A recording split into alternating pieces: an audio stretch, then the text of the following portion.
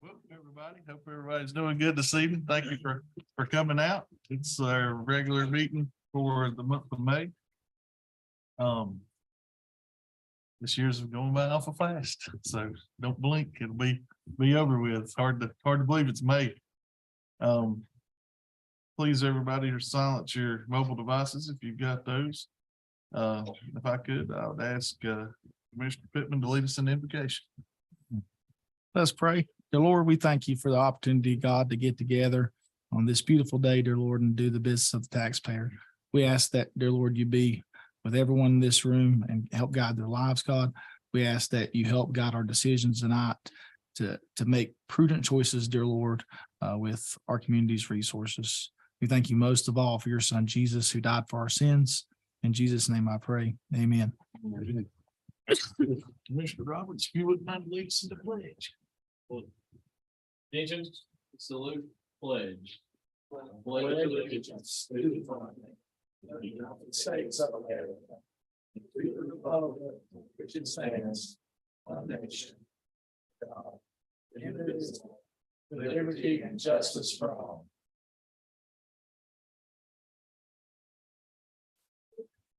Everyone, please make yourself aware of the ethics awareness and conflict of interest reminder.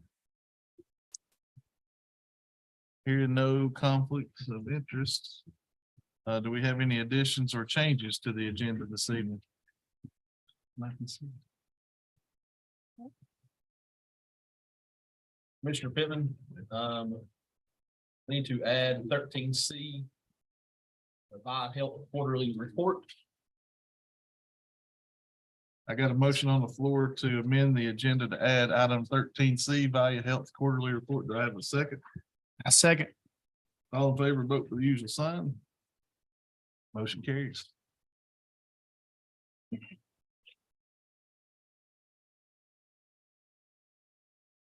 Mr. Chairman, I believe you'd need a motion to amend to add your closed session for personnel matters. It should be on. Thank you, ma'am. Yes, it is. Yeah. Never mind, Mr. Chairman. Thank you, My sir. apologies. Thank you, sir. Do I have a move we adopt the agenda? So moved. Second. All in favor, vote with the usual sign. Motion carries. Next item on the list this evening is the approval of the April meeting minutes from April the 3rd and April the 19th. Do I have a motion we approve those minutes? So moved. Second. Second. All in favor, vote with the usual sign. Motion carries. Next item on our list this evening is our Mitchell County Employee of the Month. And it is going to Mr. Eddie Williams. Mr. Eddie, is Eddie here this evening? Hey, Eddie. Yeah, you hiding out back there. I didn't see you.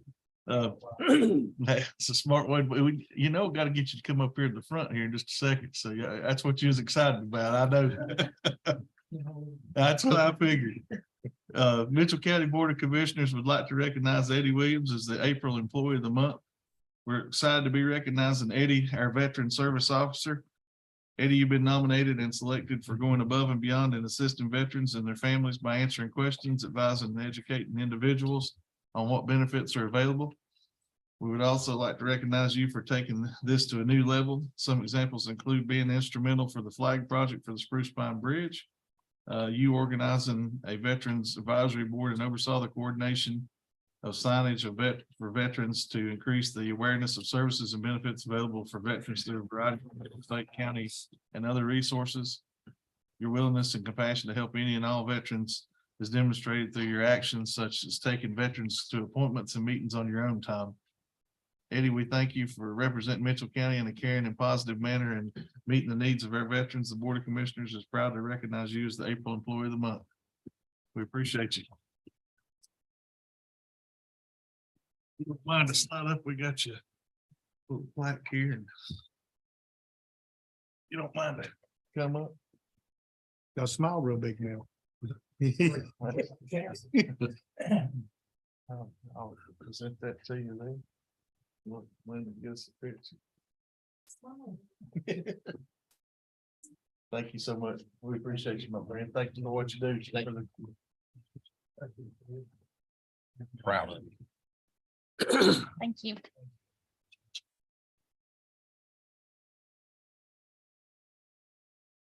Next on the list this evening, we got Miss Jessie. You don't mind to come up for the tax collector's report.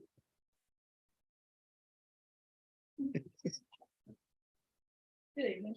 Good evening. Evening. Yes, is your mic on? Hello? Green. Is it green? Green on the top right here like this.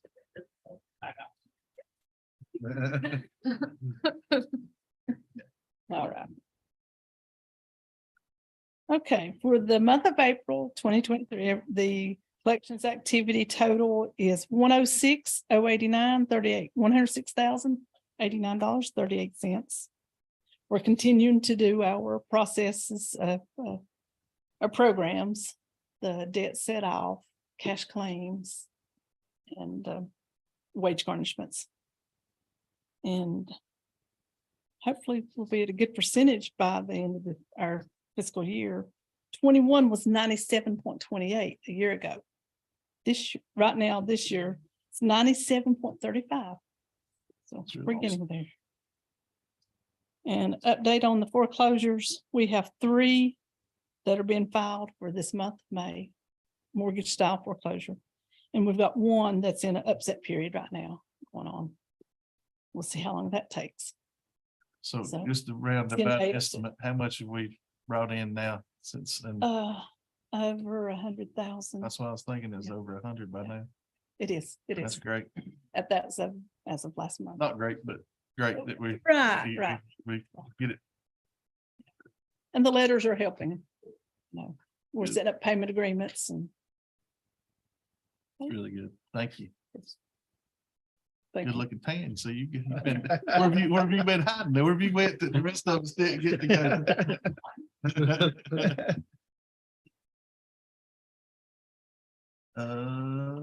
Item number 9C this evening is the discussion of the opioid settlement funds. Town of Bakersfield and Town of Spruce Pine, I believe, are here to speak to those funds. I think what we're gonna do is Commissioner Pittman is kind of give them an update on there. So I've written out an update on our progress with the opioid fund. Okay, So if you would want to read them, or I may read them, whichever. I'll let you go ahead. You got them right there. Thank you, Chair. All right, so yeah, we're bringing you here today to make sure you all have been included and know a little bit of where we're at in this opioid progress with the opioid settlement. Those are funds that are brought down from a lawsuit with the opioid companies. Prescription drugs that caused addiction somewhat fueled this lawsuit. And I know our attorney can speak into the legal aspects of it, but there's a lot of money out there that we're getting that will go towards opioid recovery. So a process is at play. We are required to do an opioid assessment study. And that's where we're at right now. So the Western North Carolina Health Network is doing a needs assessment targeted to Mitchell County. So a steering committee consisting of around 20 folks that are stakeholders in our local area that are around opioid use. Maybe they're working as a case manager to it. Maybe they're responding to opioid calls.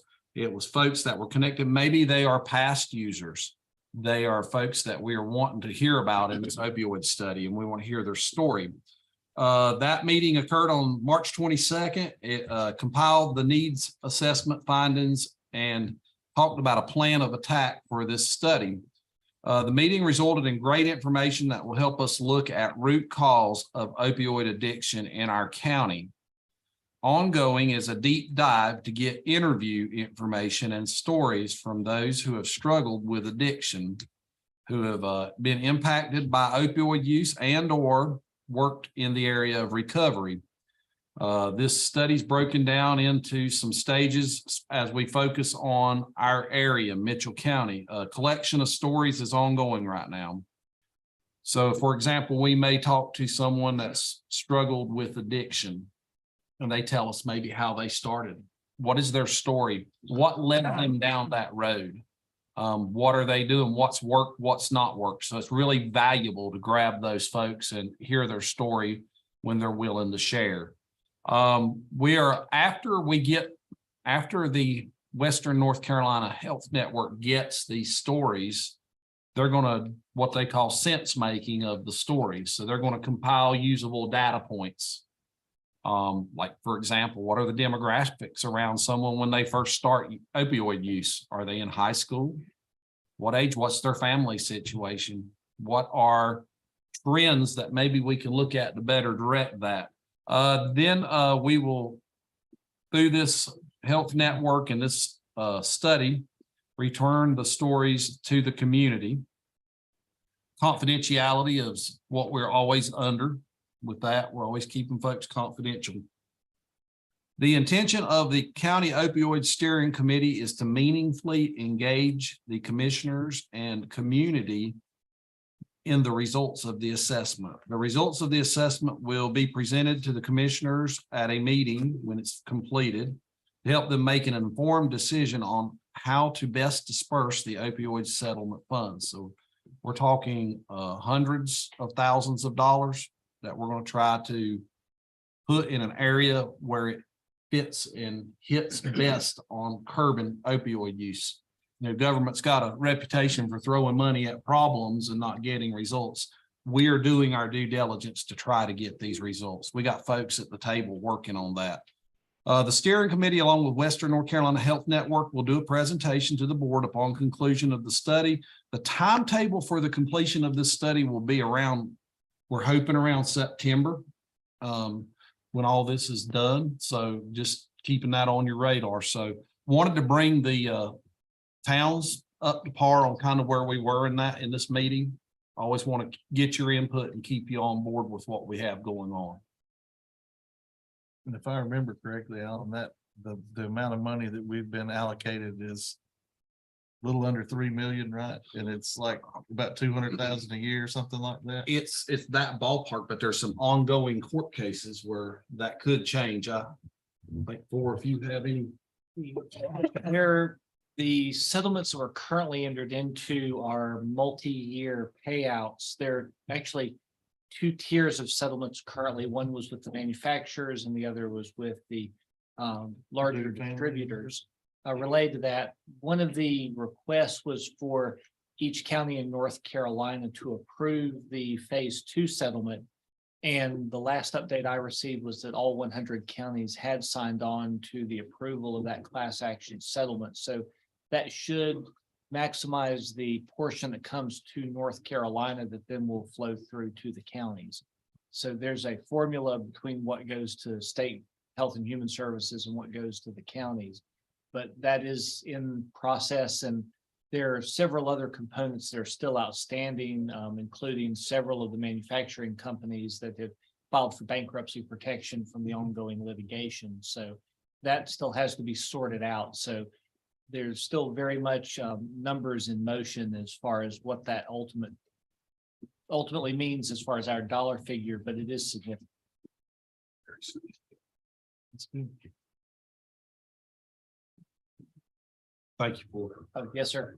Any questions from you guys on this?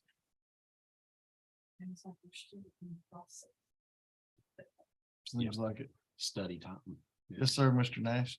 Does the money include purchasing and distributing Narcan to EMTs and police officers? It's very specific on how it's distributed, and I believe that may have been a part of that. I believe we could purchase that with it, but I don't believe we'd want to because our MCO LME Via Health provides those to law enforcement or, to our ambulatory service. I think ambulatory service, y'all private. Yeah. So they do. Our LME MCO Via Health provides those to our community agencies. At, I believe, no cost to us. Is that So far, so far they've given that to us free, and I bet in the last couple of months, about 80 to 100 Narcans. And that's kind of the whole idea about bringing all of these folks together to make sure that we're not using this money to pay for things that we would be able to get through, like our LME MCO. That's a good question. I think Valley Health bought several 100,000 doses of that Narcan to distribute to its region. I think the March board meeting. So that is available. I think our option does include that we can use that for Narcan, if I remember correctly. I'll have to relook at that, but I think that option does allow it if it is deficient. So you will be able to find out if it's deficient and. That study may help us with that, yeah. And if, the towns ever need Narcan, our community representatives, Dustin Burleson, and he can assist you guys in getting those or the college as well. Thank you. You're welcome. Good answer. Any other questions? Any questions from the board on that? Anything? Thank you. Alan. Next item on the list this evening is Mitchell Medics update, Mr. Bryant Reed.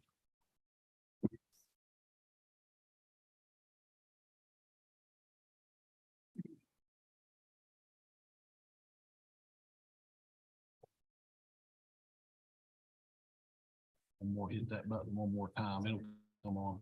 Oh, there you go.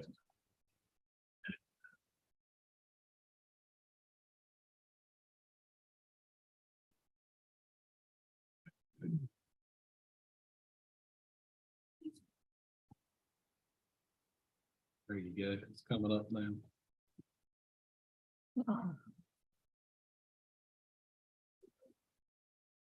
Saw the agenda, I said, man, they probably thought I was gonna be long-winded as normal. They kept that agenda short. Okay. Thank you. My name is Bryant Reed. I'm the director with Mitchell Medics here in the county. Just here tonight to give a little update on our progress because we're approaching the 2-year mark that we've been serving here. Just a little outline what we're going to look at, the goals that we started out with.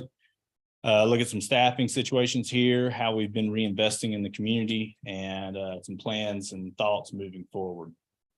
The original contract, there was a good amount of stuff in there, as it being a nice contract that it is. But the big goals there were 2 24-hour ambulances, one 12-hour daytime ambulance, putting dual paramedics on all the trucks, fully equipped ambulances, IV pumps and ventilators were kind of the big items that we wanted to look at and get done. Out of all those, we've been able to accomplish everything except for the dual paramedics, which we're not alone in that boat. Just about every county in the state is doing the struggle right now on staffing. So, but we're going to get into that. So current situation staffing, we've got 18 frontline positions. That means actual full-time positions on an ambulance in the field. Okay. As of right now, we only have 2 of those slots that are unspoken for. So that is the best we've been since we've started. Really proud of that. As mentioned in a prior meeting here, we got approval to go up to 2 AEMTs on a full-time basis. So far, I've only utilized one of those because, well, we've got a lot of good candidates, but we're not struggling to fill the trucks. So I didn't want to go that. I told y'all I would only use it if I needed to. So that's where we're at right now. Office positions, when we started, there's just one director spot in office. We did add another one, but I'm going to go into that in a little bit. So part-time positions right now, we have 18 total part-time staffers. 2 of those are EMT levels. Both of those, one of those is working on the AEMT and the other one, he comes and plays a little bit every now and then. AEMTs, we've got 8 of them and 8 paramedics on that part-time roster. So dual paramedic, we just want to break down the crews because emergency services do things a little bit differently. So I want to make sure everyone understands what we're talking about. So there's 2 staff members per crew, and a crew is a crew that works on an ambulance. So there's normally 2 people there. Sometimes we have 3. We'll talk about that. But there's 2 on an ambulance. As you see up top in the 12-hour shift, 2 staff members, they make a crew. So we're going to change that to crew. Okay, we have the two 24-hour shifts and one daytime 12, but you can't compare apples and oranges. So what I do is make this into 5 12-hour crews. So some statistics make sense when we start looking at staffing on everything. Does that make sense? Okay. So looking at dual paramedics, number one, we went back to the last 11 months. Why 11 months? Because I asked one of my right hands to give me some data, and it was a lot to go through. You actually look back through it and talk about crews. That's 1,650 crews in 11 months, 5 a day, 30 days a month, etc. Do the math. Simple. Out of those 1,650, 562 of those crews utilize an AEMT. That's 34%. Now there's asterisks on there. If you look down at the bottom, some crews had 3 members of them. So there may have been 2 medics and an AEMT, or there may have been 2 AEMTs and a medic. So how'd you, I'm sorry, I might be jumping ahead of. No, you're good. So how'd you count those? Did you count those as dual paramedics or did you count those as AEMTs? If they had 2 medics on it, it was dual Okay. paramedic. Yeah, good question. So if we look over on the right-hand side with the crews, let's look at what we really want to look at, because this is the one thing we haven't got to meet goal-wise. Crews with dual paramedics, there's 1,306 out of those 1,650. So 79.2% of the crews, or pretty much 4/5, had dual paramedics on them across the board. Only 20.8 or 1/5 did not have dual paramedics. So pretty much if you want to see that and what it looks like, both 24-hour shifts every day had dual paramedics, and the 12-hour shift had an AMG on for the past 11 months.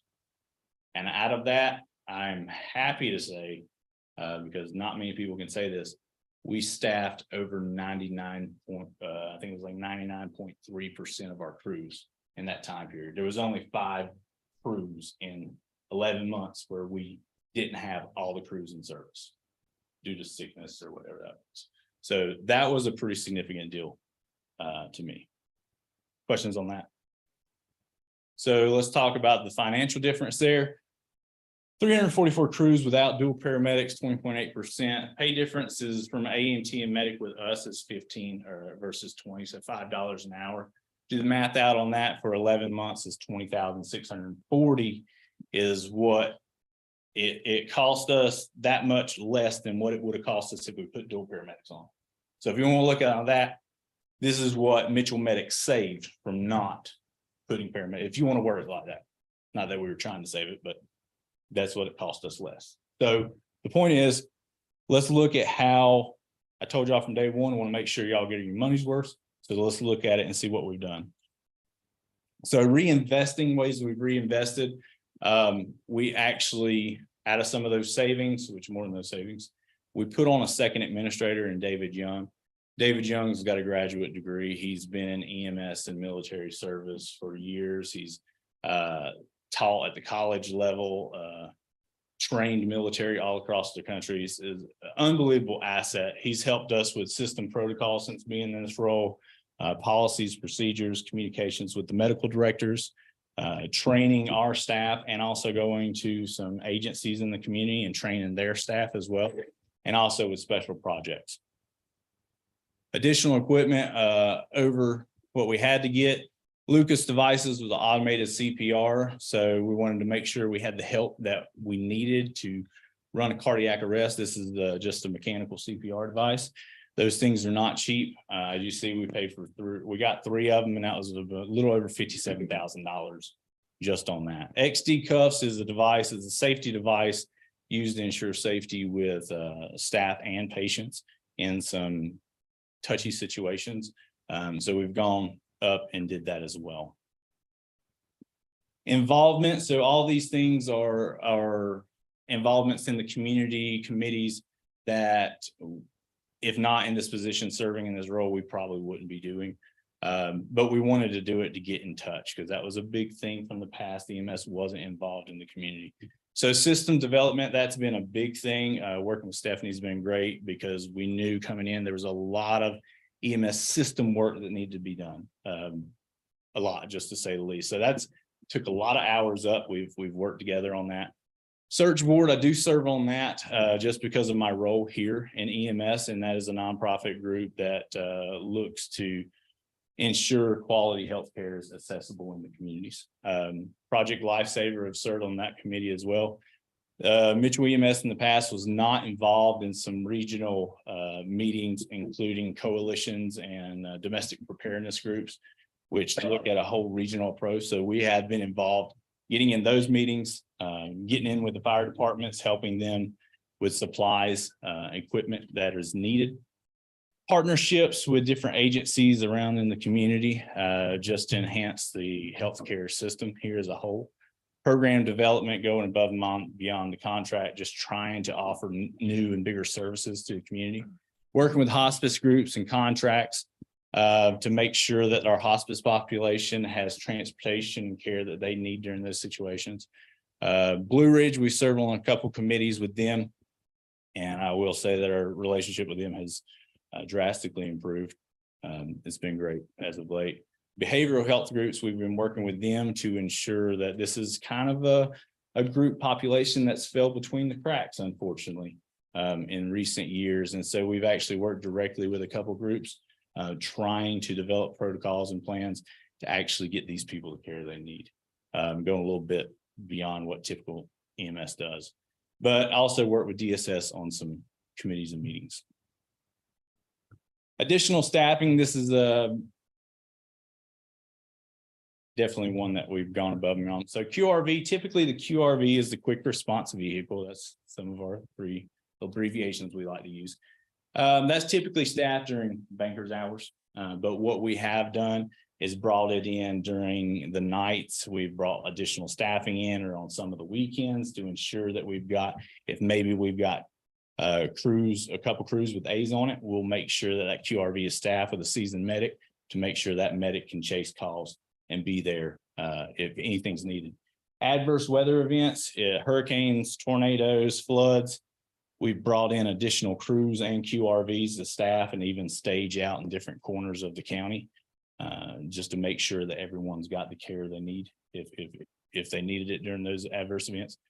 We've definitely been involved with the high school events, which has been a blast for us. And we normally pull in extra crews on that. We don't take a 911 truck away to serve at the football games, wrestling tournaments, or anything like that. We'll be graduation here soon. The enhanced Con Ed, we've talked about that, where we literally quadrupled our training. I pay my team to get training hours. So that does come with an additional training when you're going to beef things up like that. Third person days, this is a program we developed. So as these EMTs and AEMTs are getting trained, coming through school, they're kind of green. They don't get to function everywhere around here. So what we started doing was bringing them in and putting them on 3-person trucks, whether it was 2 medics and an AEMT, EMT, or 2 of them and a seasoned paramedic, so that on every single call, they got to ride on the back and see the paramedic function. So as they're learning in school, they actually get to see it out in the field. So when they do get their paramedic, they're experienced and they're not green. They're ready to go to provide better care in the community. But even on the 2 AEMT days, it costs us more to put 2 AEMTs and a medic on a truck than it does 2 paramedics. I'll tell you that, by about 50% on that one staff position. Public events, we've definitely tried to be more involved in some of those, and public education, mainly big thing with the race cars, doing CPR education to the public at no cost and getting involved there. So if you look at these totals wise, and I guarantee you there's a little bit off. I was conservative on some and tried to get an accurate one on some. Administrative position costs about $45,000 a year to staff that one. Equipment wise, we put in $58,000 above contract agreements. Getting involved there has been about $6,600. And additional staffing for all these events and weather, it's cost about $15,000 above. So if you actually net that out on what we've saved by not putting paramedic, we've netted $104,000 reinvestment in 11 months above and beyond the value that was supposed to be given. So I want to make sure y'all getting your bang for your money, and I think we have delivered on that. Moving forward, staffing wise, we continue our recruitment efforts despite the understaff and the burden that we've seen across the state and country in EMS. Luckily, Malin's got a couple we got AMT classes and paramedic classes graduating this year. I'm happy to say we've got a good number of those actually already employed with us and they like us. So that's going to help out tremendously come the end of the year when we get those paramedics out and released. And they're doing fantastic. Pay raises also, we've seen pay raises across the state anywhere from 5 to 50% in EMS because there's been a big issue. Now that may be something that we talk about moving forward because obviously we can't do a 50%. Our people are paid very competitively. So I don't think we need to go that drastic, but they're worth it. They're an awesome team. Equipment moving forward, just to tell y'all some things that we're looking at, auto load stretcher system. So you see that in the bottom left corner, that will actually lift up the stretcher by itself. It reduces back injuries and lifting patients up and down all the time. But those are about $20,000 a truck to put that system in. So they're not cheap, but they do save on back injuries. So that's worth it. I offered to climb in the back of the ambulance. I told him I would do that. Yeah. That's actually gonna go in the boat. Yeah, super, Jeff. I'm glad Commissioner Harding thinks that's funny. Lifting devices, we've looked at some of these as well. Those are a few $100s a piece, make it easier. That's a big deal. You may say a few hundred versus 20,000. That seems like a no-brainer. The 20,000 you use on every single call. The several hundred you may use once a month or something. So you've got to balance that out. Additional ambulances, also contract agreements right now, say for 3 main and then 1 spare. We've run into it a couple of times where maybe something happens to 2 at a time and we've had to pull them out and thank goodness I pulled a plug right here. Young's has been awesome to help us get back in service super quick. But having an additional spare above me on the contract, we think that would be much needed and going there. Also some base upgrades. I know there's some stuff in there about the contract. We got some appliances. We've had fire and CO alarm issues, which the fire department inspector's office have been great to help us out with. Access reader issues and some generator needs a couple upgrades, but we've already got quotes on that. Expansion moving forward. I looked at the call volume and it's been drastically going up 14 to 15% for the past 2 or 3 years each year. And we're on track to go on the high end of that this year. But looked at the population, according to the U.S. Census Bureau, the population in Mitchell County has gone up about 100 people every year for the past couple of years. Our call volume, if you compare them, every 1 person that has been added to the population in Mitchell County, our call volume has gone up 3.5 to 4 calls. And I know everyone's not calling an ambulance 3 or 4 times a year, but that's a significant improper ratio, if you want to call it that. It shouldn't be that high. If you want to look at EMS call volume specifically, we've gone up 300 to 400 each year. Like I said, 14 to 1,500. Now, looking at this call volume expansion, we can't keep the same number of trucks in service and offer the same service. So I broke it down. There's this thing called unit hour utilization, which is really like how much work are the crews doing on a shift. And there's a happy range. If you get too high, then they get burnt out and leave. You get too low, you're not getting your bang for your buck. Okay. So at about 1,400, 1,500 calls, you need to start looking at adding 2. We've got 2.5, because that's 2 24s and 12. At about 2,900, you've got to start considering making 3 24s. We passed that last year at 3,200. And when you get up to 43, you need to start looking at 4 24s. So we've been talking about a few meetings. We have hit that point where we definitely need to look at this moving forward. And also, as I've said, we've staffed 99% of the crews in the past 11 months. But still, if you look at the purple bars here, we've had to request mutual aid from other counties 50 times in that time period. So the call volume is getting up there to where even fully staffed, we can't meet the demand. 50 and 11 months is kind of spread out, but still that's only going to grow. And you see about 38 times the black bars are how many times we've gone mutual aid to neighboring counties to help them out in a similar situation. How's those service or are those services reimbursed either way? If they run the call, they get to bill it. Okay, Even if it's in our area, or if we go in their area, we run it, we bill it. Same thing. Yeah, good question. So looking at this expansion base wise, we've got one base in Ledger right now. If we add any additional trucks, honestly, we can't even keep all of our units in there right now. Our QRV has to stay outside, spare unit has to stay outside. So just an idea, me and my team have been banking on it, trying to look at how we can improve.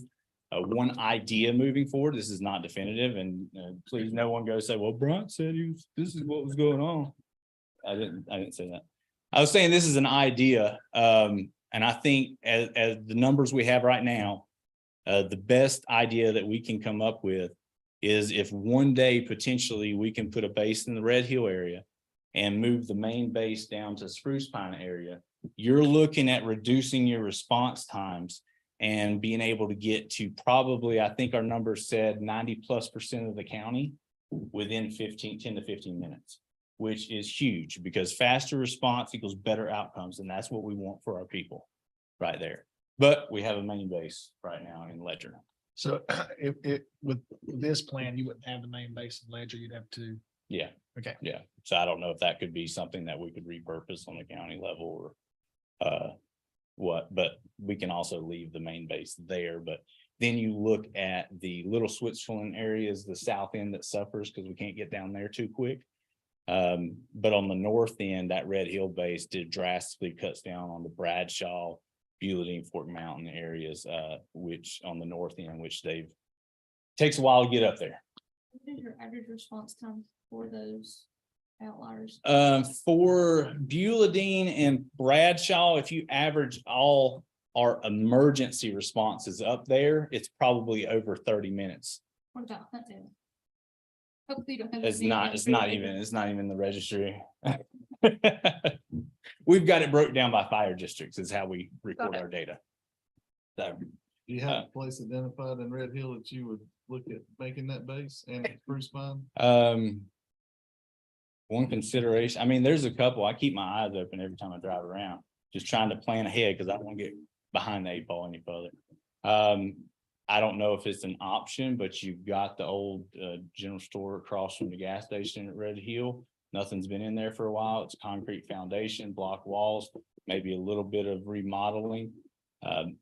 That would actually, you could cut down 197 up 226. It wouldn't be far from Fort Mountain Road to cut over there 261, and you can get back into Bakersville really quick. So that's what we've noticed is it's a sweet spot, so to say. But this is just looking ahead and awareness of what we're thinking about moving forward. Contract updates, met with Alan. He's been great. We went over this. There's already, things change so fast. There's already some things in the contract that are just purely outdated. And honestly, we can't even comply with anymore. Some equipment requirements, mainly around the IV pumps. There's some verbiage there that needs to be looked at. The housing for all units may need to be considered. May need to relook at IFT transports, which are interfacility, so hospital to hospital, because that volume has, I think it went up like 30% in 1 month. So that's still increasing. On the whole, yeah, it's pretty steady. We've got to turn down a fair number, but and also they're still shipping further out. But it's our volumes going up, interfacility volumes going up, and it's not just here. I've spoken with the state office and other agencies in the region. They're seeing the same thing, so it's across the board. You charge for that? Do we charge for that? Yeah. Wonder if the county could charge for that in addition to What? Oh, wait. interfacility transport. Yeah. Yeah, it's just like any other call. Would it be possible, since we subsidize the ambulatory service, for the county to put a surcharge on those transports as well? I need to look that up, and I think that'd be a matter of contract between the three parties. Yeah. If we did that. I think on this one, what we need to look at is reevaluating, because we put the 3 rules in and say, are these 3 rules working or not? Because really one of the biggest problems I have with the 3 rules is technically is the way it's written right now. If anyone in this let's say any of our immediate family members, our mother or father, was having a heart attack and they were at Blue Ridge, and we only had one truck in the county, by contract, we can't take that heart attack to Mission to get saved. Because the Reds say we have to have one additional spare unit. And to me, it's not right. And I'll tell you, I broke that contract several times because it was the right thing to do for the patient. I appreciate if I'm out there, you go ahead and continue that breaking, that rule there. It's, I understand it, but that's, I mean, that's a tough situation. It is a tough, and it's. In those situations, would that be like a Yancey County help? You know, if how do we handle that? I guess is it that you'd have to call somebody in to. Yeah, other trucks and or- our neighboring counties have been suffering. If you went back to the mutual aid, you notice in the last few months, we've done more mutual aid to them than they have to us because there's been some staffing issues there. Typically, one of the variables considered is where is the county of residence for the person needing transport, and then we'll try and get them involved. I think Steel, RTS or Mama Ground Transport, they transport more of the inner facilities than any of the local EMSs do, but they can't keep up with all of them. So they're meeting their obligation to have a. Oh, I'm not saying they're staffing Okay. someone up there. I mean, I guess that's my issue. My son was transported to inner facility by Mitchell Medics. And I was tickled that so they showed up. I was incredibly happy to see him. In fact, I think I said this is the one time you'll never hear a complaint about inter facility transports. But I guess what bothers me is there is supposed to be a truck there, to take care of those. Technically. So that's really where I wanted to get in with it and make sure we're all on the same page, because that maybe was some understanding that we didn't have initially when we wrote the contract. So I want to make sure everyone's educated on that in that situation. Well, and I think Steve can help me here because we were here. Probably put in the contract because we felt like we were getting abused. And I by will the say it Mission was. Hospital system. Yeah. To be quite honest with you, we always had our trucks out of the county. Yeah. Continuing, and we just sort of felt like we're getting the wrong end of the deal. From what I've heard, when we came in interviewing people, that was my take. So I've tried to do my best job of honoring the contract, but also doing rights for our citizens that are in that need to go down.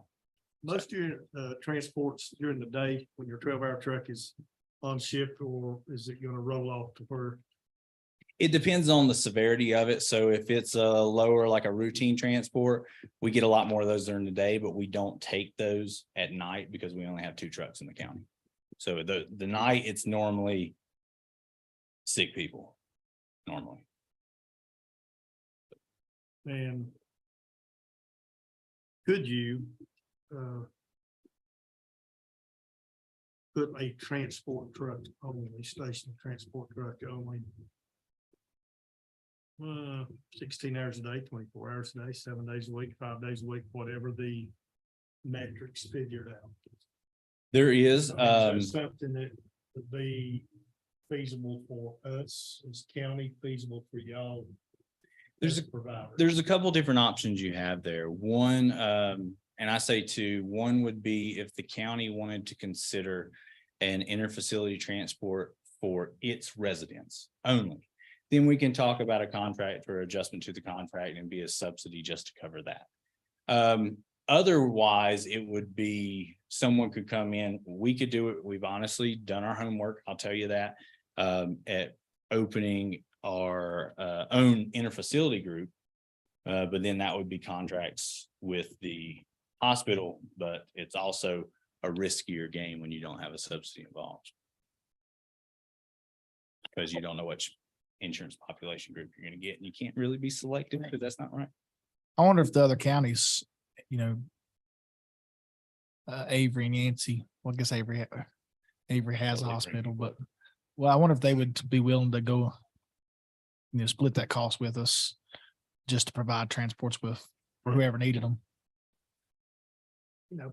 Probably not. You wouldn't want to be a jerk about it, Brandon, and say, okay, we're going to transport ours. We're not going to transport yours.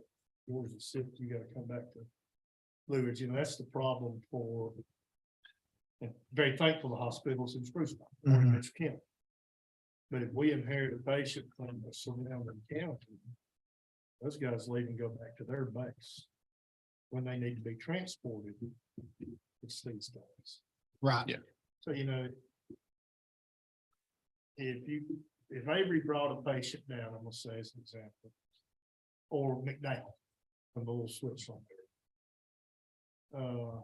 Which I'd say happens probably more often than we know, the way the lines are laid out. Oh, yeah, we get Uh, it from both.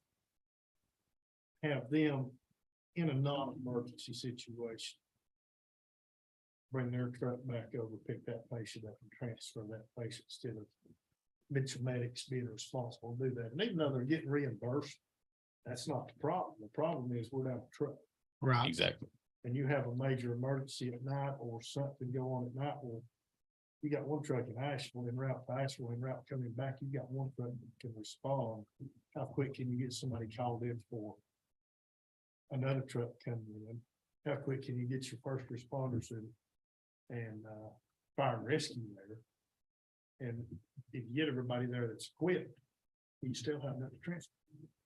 Well, and you're looking in those situations and easy through, if we go to Asheville, it's gonna take 3 hours for that crew to get back, up to 4, depending on where they go in the hospital, patient turnover reports, that takes time.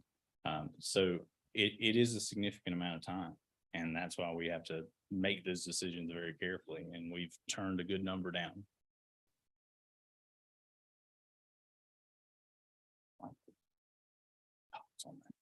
Increase units, that's like if we need to add trucks or anything, looking forward, maybe considering that. System structure, me and Stephanie have talked multiple times, you noticed, or maybe you haven't noticed, but there's been systems all over the state and the country that due to the shortage in EMS staffing, they have completely redone their structure system and gone to, in one case, it's like a tiered response system. So it's more of a, you have some BLS response trucks, you have paramedic, non-paramedic trucks, but you have more paramedics on QRVs responding, and basing on the EMD and dispatch, it tells you what level of truck to send. So you can staff it easier, and it limits emergency responses and creates a safer environment. So there's a lot of new options out there, but that may just be something for talk and debate. Mandatory reports also, we noticed that there were some mandatory reports in that contract that no one seemed to know about. I'm just gonna say that, but I'll be glad to get y'all those reports if possible. But making sure there's clear understanding on what reports we want and outside of these fun things, because I like running my mouth. All that stems from the mission. There was a lot of things we was trying to make sure we covered with that. Well, and I totally get Former- that. You inherited. I'm some things. happy to, accommodate any way I can. Any questions for y'all though? Well, I appreciate you coming in tonight and again, bringing us up to date with where everything's at. Absolutely. I think you guys do a really, really good job. I appreciate that. And thank y'all for the support. This county has been great. So Comment, positive. Steve and I are the old veterans here. If that means anything. I've got the gray hair to prove it, but we've had 2 reports from 2 different agencies here. Miss Wendy with DSS was the first one. Total positive, complete 100% turn from where we were at before.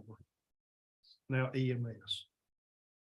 I was in on the EMS, and I think Mr. Vines was, yeah,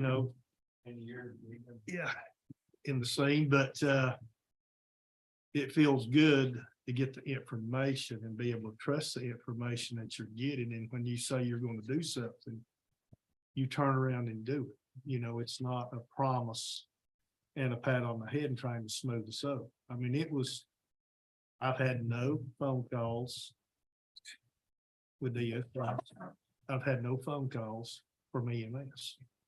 Now, my wife's sitting here, and she can tell you, there were a lot of phone calls that came into my house at different times during the week. And I don't have any, so there's no complaints. So Brian, great job. Thank you. Uh, We got a good your team. boss, your company did exactly what they said they were going to do. They did it from day one. They've never come back when you offered extra. You've never come back and said, hey, guys, we went above and beyond and we need a little bit extra money here. Now, that might be coming down the pipe. And what I will say to that is, hell, you're entitled to it. I mean, come on. But I think Steve said it right. The reason you're following some of these stipulations or whatever, we got burnt so bad the second time around, we had to put them in a written contract, didn't we? We covered quite a few things too. So, Yeah, but in saying all that, great job. thank I'm you. totally very proud and very tickled, and still say we got the best looking trucks in Western North. Oh, I Carolina. agree. I agree. I'll sport the purple all day long. All right, anything else I can answer or work on? Thank you. Thank you, bro. Thanks, Brian. I'm gonna put this back. I'm gonna move stuff.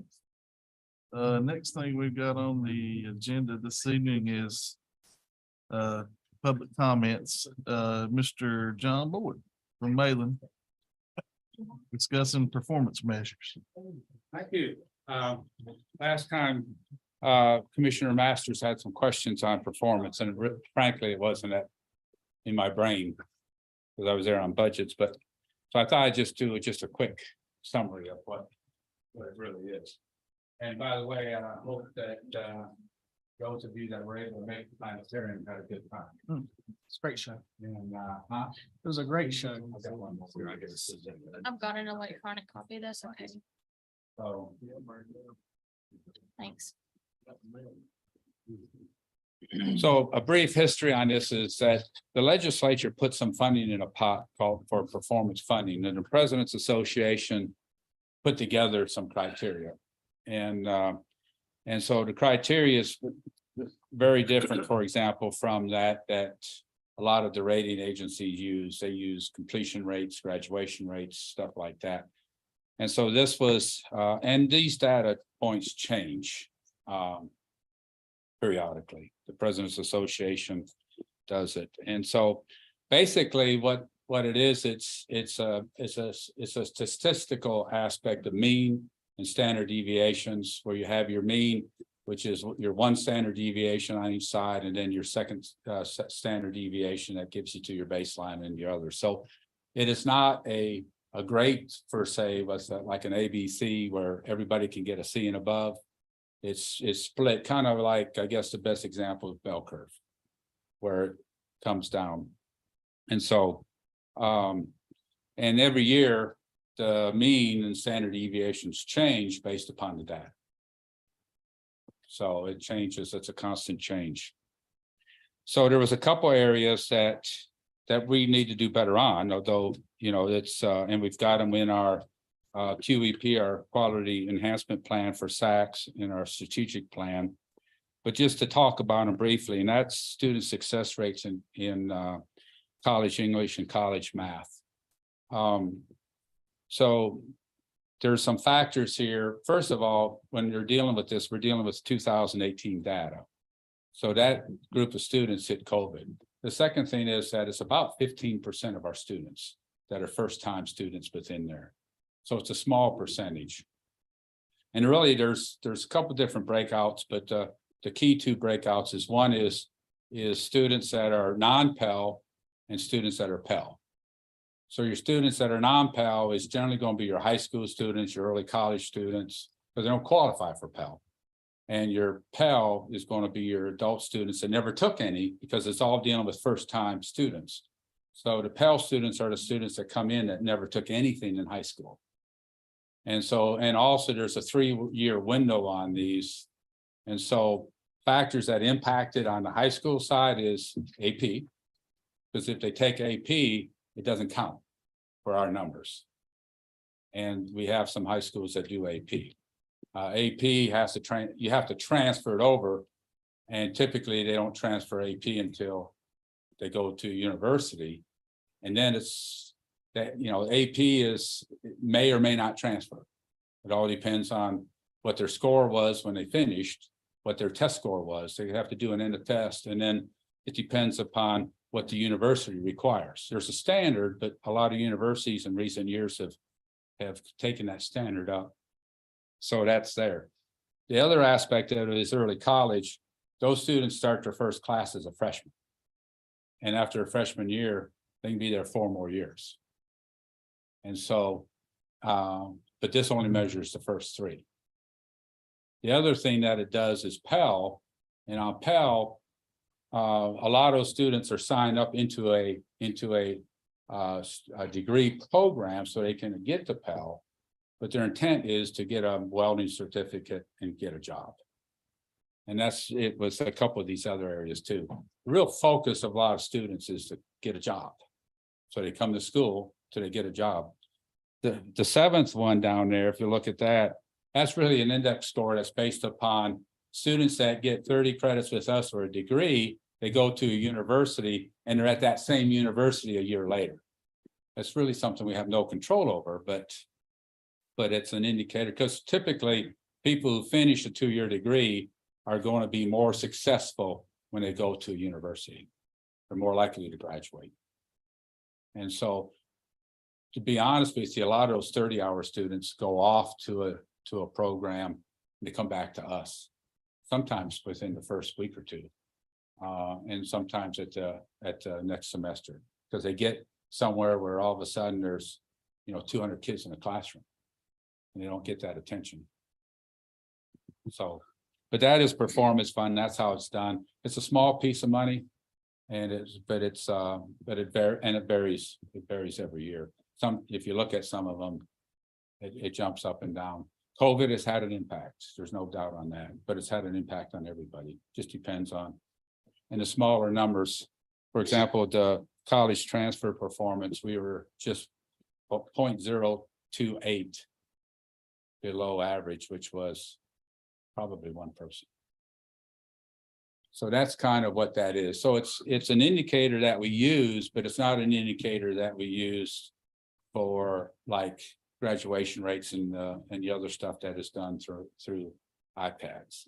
Some of this is iPads data, but it's different. But it's really a creation of the President's Association within the system. And so, but that's kind of what it is. So, did I stay in my 3 minutes? Can I ask you a question, Dr. Yeah. Boyd? I think we're all, very impressed with the development projects that the foundation is working on. Me and Jeff went to the planetarium show and it was phenomenal. But recently, I've been hearing some concerns from some community members that curriculum programs are suffering at the expense of some of the development projects, specifically like funds being diverted away from curriculum and your 3 campuses, IT and maintenance, working on development projects off campus. That's just not true. Okay. A lot of times people don't understand pots of money. There's pots of money that can be used for certain things. There are pots of money that can't be used for certain things. So, for example, the Earth to Sky Park is basically all private dollars and grants, every bit of it. And the Coliseum, the part that we put cosmetology in is some of our state funds. The part that we're doing for culinary is part of our state funds, but we're building programs. But in the last few years, we took 1 science lab that was not adequate and built 4 science labs. We've redone the old auto body building into a craft center, which does a lot of our EMS and stuff in it. We have redone our welding building on the main campus. We've redone our criminal justice building and VLET building on the main campus. We have completely rebuilt an area for basic skills. I mean, we've done a lot of work on campus, and we've used some grants for that and some state funds when we can get them. Again, we don't get them every year. We built the Ansbach building, and that was all private dollars. What about manpower, Dr. Boyd? Is manpower being pulled away from your No. campuses to work? No, and I could see why there's some concern on manpower, but we had a $1.7 million hit on our budget. And so when you have that kind of hit on the budget, our goal was, it's kind of like the Federal Reserve trying to do a soft landing. Our goal was to try to create a soft landing so that where if you look at several of the other colleges, especially in the West, but all over the state, a lot of them have hit a cliff and all of a sudden they're having to do a 20, 30 person drop. We haven't had to do that. And I think I mentioned, I was asked last time, we've had one person that we've done that we did a riff on, and that's it. And so we are so I can see why, but again, it's an understanding of pots of money. Or are you concerned, with, I understand you took this huge hit on your budget, but are you concerned, how many full-time academic or curriculum Faculty, faculty do you have right now? I think it's 27 right now. When I came, we had 33 full-time, but we have a lot of adjunct. It seems kind of to me, Can I ask a question? sure. So is that 27 for Mitchell, Yancey and Avery's campuses, or is that just for Mitchell's campus? Well, it's for the college, but generally our full-time, other than the Onspach building, our full-time people are teaching on the main campus. We have some people at the Onspach building that are part of that program in Yancey. You took that hit. That's fine. You took that hit to your budget because of enrollment numbers, correct? Yeah. And that was because prison shut down. Yeah. Large part of that was because prison shut down the adult education. Part of it, but another part of it is that we've been on a decline academically on numbers. And a lot of that flows along with the same decline you're seeing in your high schools.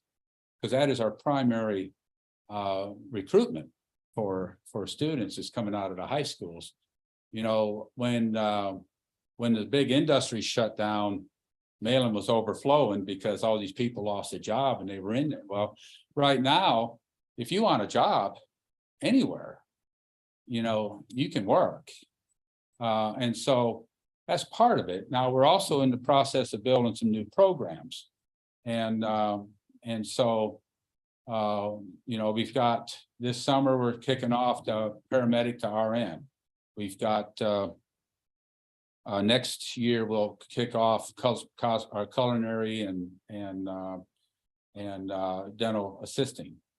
And we're looking at maybe adding accounting in. But you've kind of got a way where you're doing with new programs with total numbers of students, because you can't let yourself get so spread out that you can't pay for what you're doing.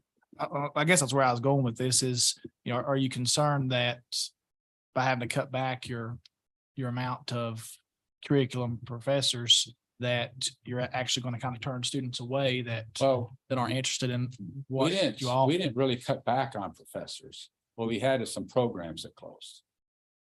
And that's where we'll have our loss. We didn't cut back on people in the classroom. But if someone's looking for a specific program and Malin doesn't offer it, they're going to go to a neighboring. So, ain't the problem kind of compounding itself by not being able to feel? It could be, I don't know, but when, programs that we lost was like horticulture, which had, 3, 4, 5 students, auto body, which had 2 or 3 students. There's an aspect of, it's kind of like the old buggy whip type philosophy. There's programs that fall out of favor. And so what we've tried to do now is look at other programs that will help with the growth and programs that are needed within the community. And so we've done our research on that. We've talked to industry on that. And the other thing is that we do what's not on the curriculum side, what's on the workforce side. We do a huge amount of non-credit. Well, they're all credit, but non-curriculum. And when a couple of years ago, when the legislature changed the funding structure so that a paramedic class was a paramedic class, it was funded the same whether it was non-curriculum or curriculum. Then that was a big incentive to not have to deal with SACs and do a lot more in non-curriculum. So we do vet tech, we do a lot of paramedic in that. Our fire classes are that way. But I mean, we just have a lot of, you probably get the mailers on that, looking at sometime at, we do electrical, HVAC, we do all that stuff. But, some of those classes, while everybody admits there's a huge need, you don't have a lot of interest. There's, we spent 60 years in this country telling kids that they needed not to go to a trades, they needed to go to university. And now what we find is that the bulk of the jobs that are needed are trade jobs, not university jobs. But that has never transitioned back over to parents and students. And you still have a lot of people here that think that Alltech as a factory is like the old factories that they used to have. So there's that education. We try to do that, but we are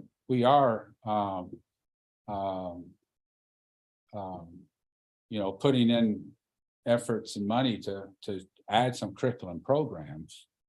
I would say the curriculum programs we lost were not, and for various reasons, had gone downhill. I mean, one of the realities is, what do you do with a 2-year horticulture degree? You either start your own landscaping company or you work for a landscaper. And how many associate degrees do you usually hire in the landscaping business?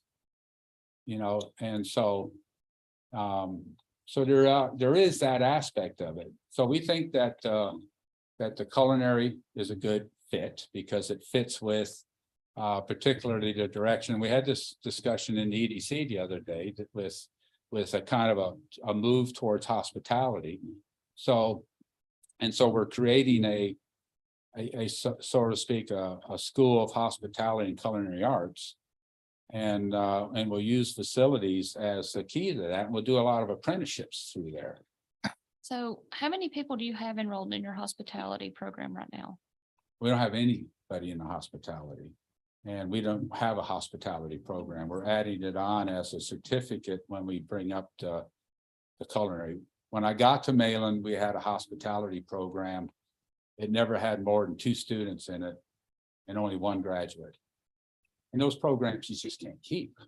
I mean, there's decisions you have to make on manpower and funds of where you push money. So the students that work in the hotel that get those grants, and then they get paid, I believe, or Yeah. scholarships, Yeah, sorry. it's a work scholarship. Do they have specific career fields they're looking at, or is it just any? They're in different fields, but ultimately what we're doing is we're really working on the soft skill component of students. And most industry, Steve probably on this, most industry soft skills with student or with new employees can be a problem. And so this is a soft skill component. It's a chance for these students to earn some money, get a free education. And eventually, as we pull back with culinary, pull back in hospitality, we've been talking to Avery about an apprenticeship program because these private subdivisions are screaming for people. They're bringing people in from overseas. And so through an apprenticeship program, then we can do the certificate and do the initial stuff. And the hotel will be the one that signs up as the primary. And then once they go through that initial certification, then they go out and do their full apprenticeship at resorts and other places, whoever needs them, whoever signs up for them. So that's how that apprenticeship program works. And we're trying to get more into, but Avery and us have had the discussion. Unfortunately, the one that we've been discussing it with is retiring and leaving, but we just got to get the certification on the hotel through the certified apprenticeship program. Is there any plan, Dr. Boyd, to bring back some of those trade programs that maybe you don't necessarily need a degree in, but that are licensure programs? So like electricians or Oh, we've got plumbing. all that.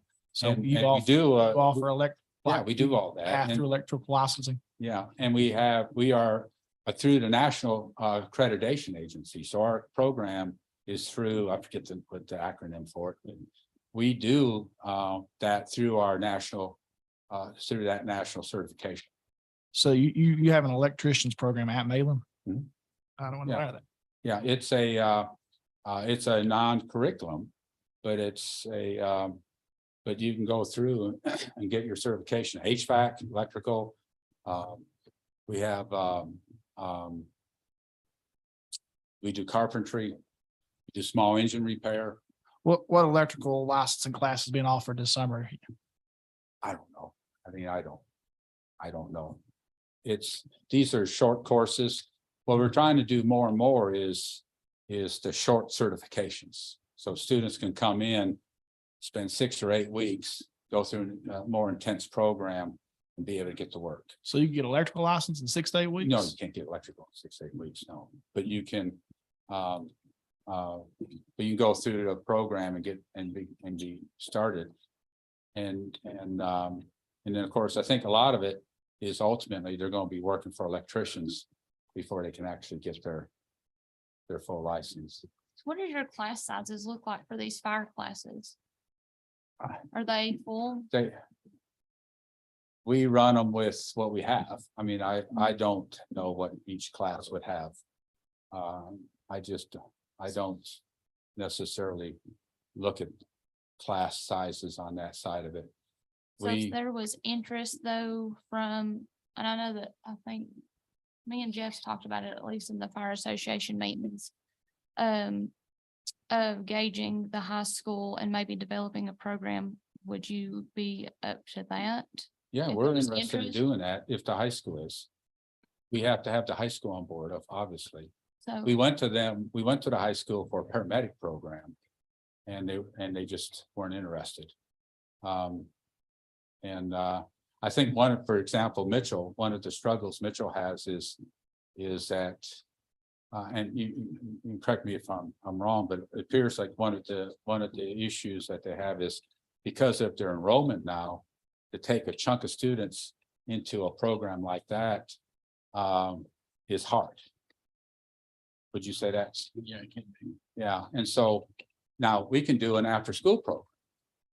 I mean, there's a lot of different options we can do. If the high school is interested, we're interested, very much interested. And I mean, so, from conversations that I've had, I think they are interested, and correct me if I'm wrong, Jeff, but I think the interest is there. The numbers are there for the students. I believe somebody has polled them. And those numbers are there. yeah, we poll students every so often on stuff. If there's interest, I'll give Chad a call. If there's interest, we'd be happy to be in there teaching. That's what we do. And so. But I can't run full programs with 3 or 4 students. You just physically can't do that.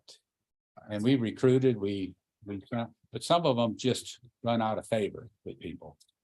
But you'd be amazed how hard it is to get people in electrical classes and HVAC classes. Some of the HVAC companies will send students. We're in a truck driver class right now.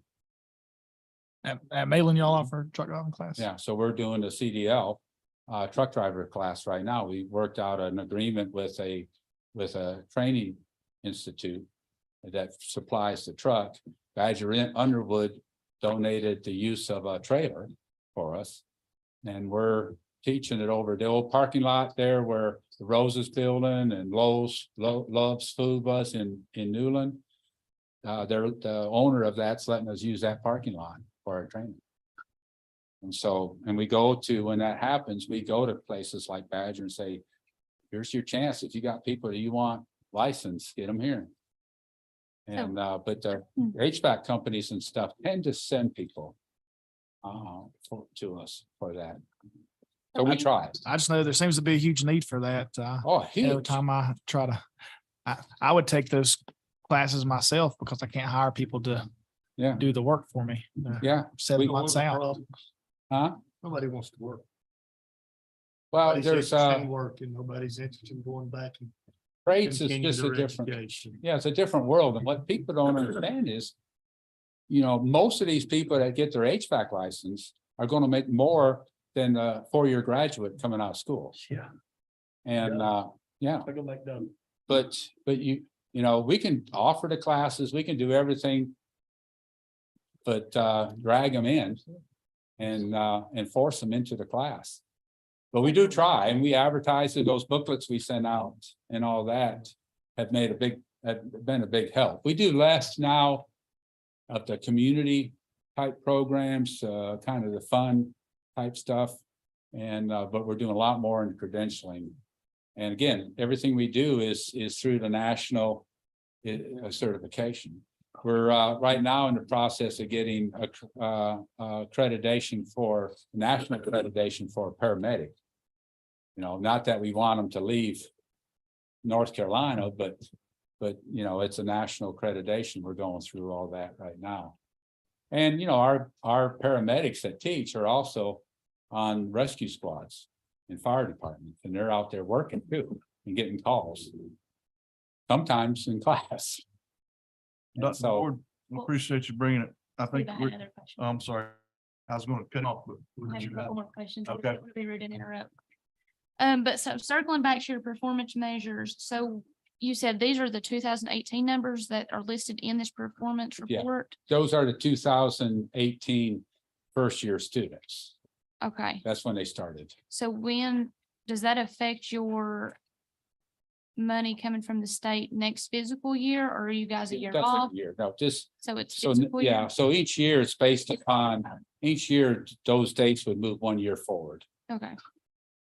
Yeah, And but then- it's not a big difference in funding. Like I say, it's a small Mhm. piece of funds. And it's a small percentage of our overall students. And going to that. I apologize, I lost my paper from our budget workshop, but I did have a question after our meeting at the last time, but how much of your funding, I guess you call it institutional funding, goes towards like equipment for academics and stuff that doesn't include like the Perkins grant? Yeah, well, our Do you- Perkins grant that is on pretty that small worksheet? too. But we get, we have one budget, one line item for equipment funds. Mhm. I think last year was like 280,000. And so typically on a normal year, we end up putting more than that in there. We can.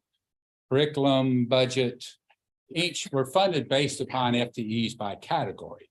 So so curriculum gets a certain amount, workforce gets a certain amount, administration gets a certain amount, basic skills gets a certain amount. The only money we can't move out of is basic skills.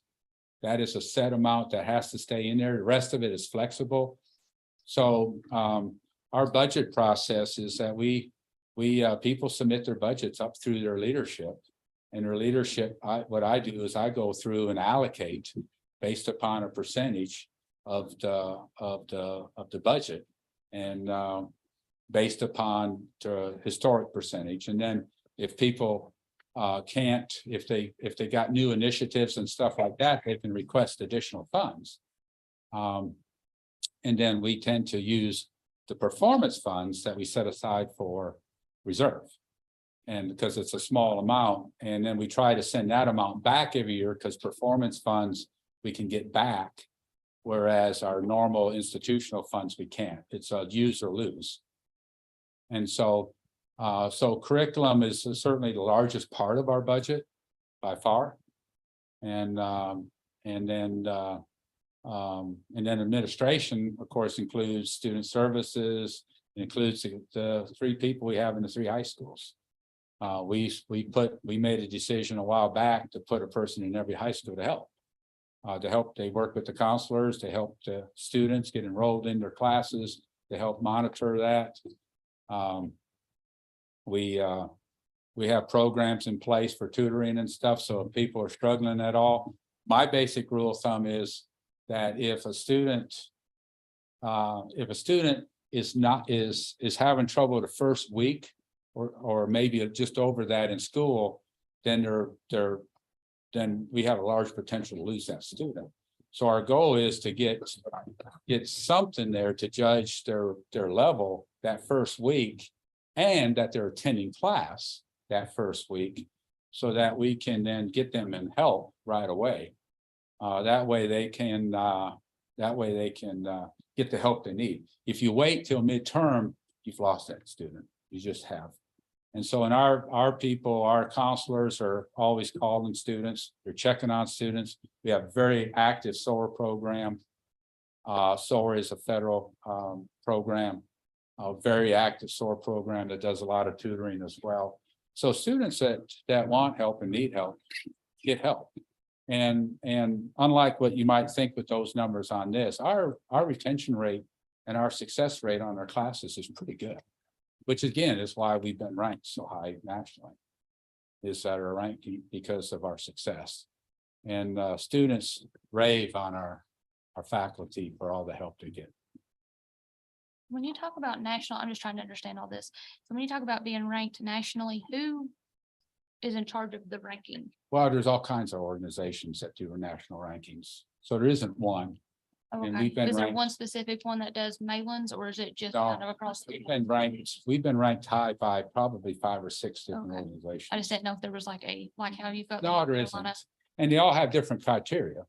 In one of them, we were in the top 10, but we were number 1 on workforce credentials.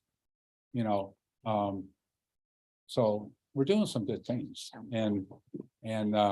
but you know, we're kind of like the high schools. We need more kids, we need more students. And so a lot of the stuff that we're doing, you know, we've had over 1,600 high schools or grade school students come to the planetarium since July. We are setting the stage to make relationships with them now to move on into college.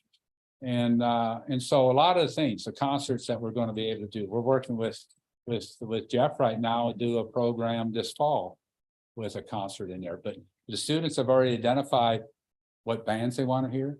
And so we'll have 1 or 2 or more concerts in there this fall and have those activities going so that students and, you know, we'll be bringing in, you know, our high school students as well. So we're reaching out to them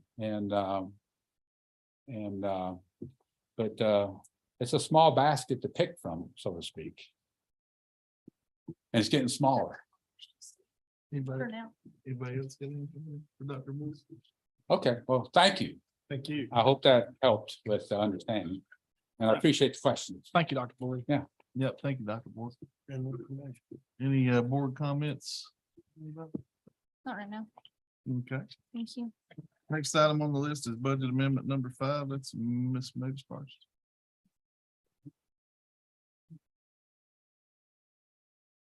This budget amendment number 5 increases the budget a little bit, this time about $266,000. And mostly it has to do with grants. We recognize for example, there's a new grant up at the courthouse that they got. We've got the SRO grant we pulled in. We had not pulled that money in yet. Cooperative Extension got a new grant for a program they're going to do. And we've got a lot of additional revenues in recreation. Now that recreation is doing concessions, that brings in revenues, but it also brings in some expenses too. So it kind of offsets each other. That's in our general fund. Also have a budget amendment for Fund 29, which is our vehicle tax. And that was not a money issue. That was a key punch error on my part. And you'll see that when I keyed the budget in last year, I put it back under the old number of 3221, which is not the right number. It should have been 3222. So all I did was fix the coding error. The money stayed the same. I just had to move it from last year. I keyed it back into last year's budget instead of keying it into this year's budget. So that's just merely cleanup before the end of the year. So does anybody have any questions? I just have one about the rec league concession stands. I know they had concessions forever. Larry Fortner ran it. How's That was it through the Rotarian Club, and that was like a fundraiser for them. for Rotarian? So, Yes. so now Yes. I got you. I was wondering. The where those Fortners funds went to. retired, and I don't think the Rotarians had anyone that wanted to take on that.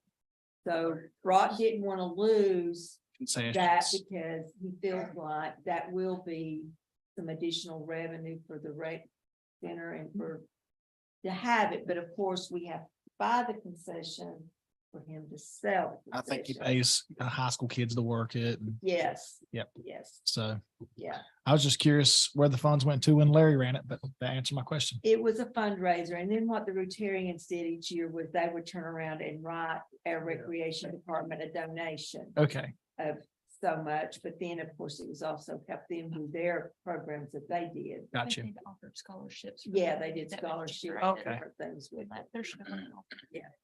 They're just doing two Okay. fundraisers. So, I was just yeah, curious. we didn't want to lose, Brock didn't want to lose that. Makes sense. And there was nobody else that wanted to really step up and take that over. That's a pretty big job, so he's trying to do it himself. Any questions? I move that we accept this amendment. Second. All in favor, vote for the usual sign. Motion carries. Next item on the list tonight is a resolution approving the Apple lease, Mitchell County Board of Education. So I will read this resolution. Mr. Chairman, it's not necessary for you to read the resolution prior to voting on it. You're Everybody's welcome. got it in their packet, so can I get a motion to approve the resolution? So moved. Second? Second. All in favor, vote for usual sign. Boy, you're right on point, my friend. Thank you. Thank you, sir. You're welcome to read it out loud if No, you'd like. I don't want to, I didn't want to do it, and I'm sure nobody else wants to be subjected to it, so. We're gonna support our local high school and schools and continue to get them apples. iPads, so actually. Not just MacBooks. apples, but. Yeah, actually, yeah, real apples, other apples. Next thing on the list tonight's the consent agenda. Do I have a motion? We approve the consent agenda? So moved. Second. All in favor? Motion carries. Next thing is the finance officer's report. I'll just make one comment. Chris has been working really hard on getting these final two vehicles for DSS. Found out today they'll be here this week. And that will finish out our capital vehicles for Sheriff's Department and DSS. So hopefully if those two finally get here this week, their two that they're going to retire from there is gonna be transferred to Senior Citizens Center to be used for meal on care. So hopefully that will happen. This week. Well, good. Thank you, Krista. County manager's report. In the interest of time, I'll be brief. So we had a subdivision public workshop on April 25th. We had 2 people attend and the meeting was live streamed. It was advertised on Mitchell County Facebook, the Mitchell County website, local radio and newspaper.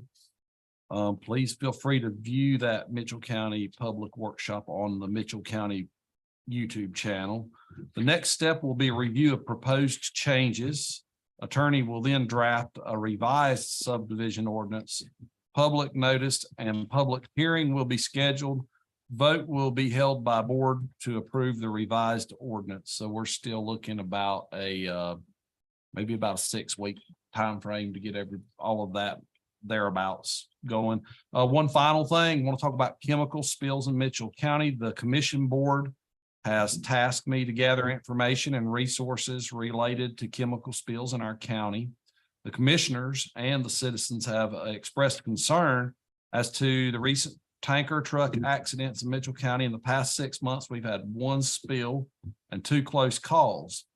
Our emergency responders and volunteers have reacted quickly and effectively to mitigate the scenes, control traffic, and coordinate cleanup efforts. Special thanks to those volunteers who work tireless hours for our citizens. The Mitchell County Board of Commissioners are exploring the following. Asking NC DOT about supplying more signage to areas that are risk. Discussion with DOT about widening the road at the Red Hill intersection and the turn radius at the Mine Creek Road Bridge intersection with Highway 226 and Loafer's Glory. DOT is currently working on some plans that for the Red Hill area turnout to be expanded. So they said they are drawing those up. The district engineer has been very open-minded and easy to access on this. We're looking at the implementation of an ordinance that requires companies to pay fire departments and county emergency responders for response and spill cleanup costs. Looking at a requirement of emergency management to outfit a chemical spill response trailer. Having discussion with trucking companies about pilot vehicles for tanker trucks on mountain roads. We're going to do some requirement for proper certifications for emergency responders in areas related to chemical spills. And we are setting a meeting with the mining companies to talk about areas we can coordinate. So our commissioners are very aware and moving to work on this. So I don't want you all to think, we've had some spills. These folks have been very interactive with me and tasking me to do a lot of stuff. So that's concludes the county manager report. Thank you, Chair. Thank you. Next item on the list this evening is a closed session we got to go into to discuss some personnel stuff. We'll need the board for Linda, Alan, and the clerk, please, to remain for that. And so if I can get a motion to go into. Now, clerk. Mr. Chairman. Yeah, the clerk, for the first part, the clerk won't be, right, that's. Okay, gotcha. Mr. Chairman, this will be for a personnel matter under 143-318.11 A6, and also, is it legal matters for A3? Yes, Okay, yes. all right. Thank you, sir. Thank you. So moved. Second. Thanks. I think we got it all.